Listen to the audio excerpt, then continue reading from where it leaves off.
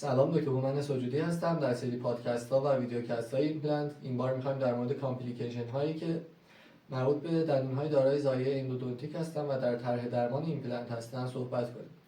یکی از عوامل فیل ایمپلنت های ما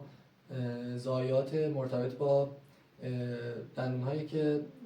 مشکل اندودونتیک داشتن و در واقع برای ما یک عفونت رتروگرید ایمپلنتایتیس ایجاد میکنن و باعث فیل شدن درمان ایمپلنت ما میشن. اگر بخوایم از اول سری درمان اینها رو تقسیم بندی کنیم، ما در ابتدا یک دندونی خواهیم داشت که غیر قابل نگهداری هست و یک زایه اندودونتیکی به همراه خودش داره. اگر این زایه اندودونتیک بزرگ هست و وقتی ما این دندون رو بخوایم خارج کنیم، باعث میشه که یک دیفکت بزرگی برای ما ایجاد بشه و تحلیل استخوان زیادی در محل داشته باشیم که آینده درمان ما رو پیچیده تر کنه. بهتر است که اون ریشه باقیمانده یا دندون غیر قابل نگهداری رو در ابتدا یک درمان ریشه مناسب براش انجام بدیم، یک سیل تاجی موقت ایدالی بگیریم تا فرصت بشه که این زایه اندودونتیک هیل پیدا کنه و استخوان ما بتونه رژنره بشه.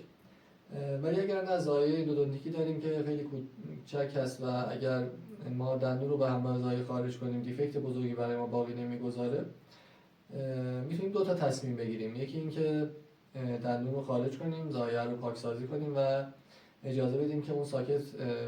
خودش ترمیم پیدا کنه و یا با یک ساکت پریزرویشن برای ایمپلنت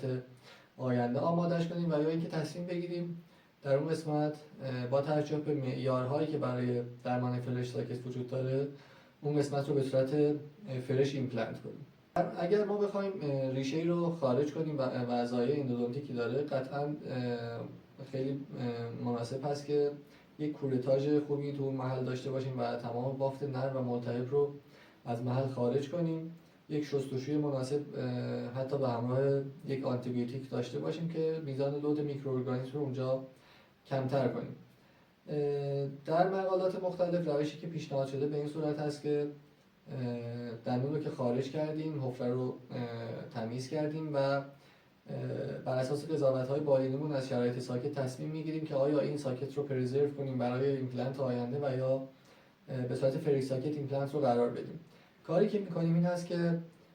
ساکت رو تمیز میکنیم، تمام دبری ها، بافت‌های نرم، گرانولیشن تیشو رو توسط یک کورت یا اکسکاویتور کاملا خارج میکنیم. یک شستشوی مناسب توسط سرم و آنتیبیوتیک انجام میدیم و میام یک سری میکرو پرفوریشن هایی در اطراف ساکت توسط یک فرز روند بلند و یا دریل استارتر کیت ایمپلنتمون در عمق ساکت و دیواره های اطراف ساکت ایجاد میکنیم. این کار باعث میشه که ما خونرسانی مناسبی به محل ساکت و محلی که قبلا جای زایه اندودونتیک بوده داشته باشیم و فاکتورهای التهابی و دفاعی رو به اون قسمت فراهم میکنیم و باعث میشه که پروسه ترمیم ما خیلی بهتر انجام بشه.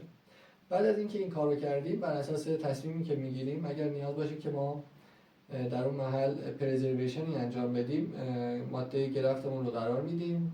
در صورت امکان یک ممبرین مناسبی قرار میدیم و رژنره رو میبندیم و فرصت میدیم که استخوان رژنره بشه.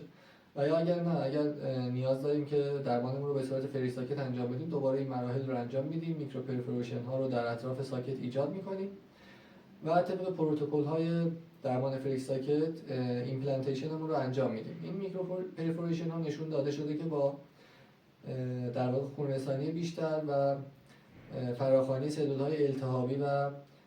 استئوانداکتیو باعث میشن که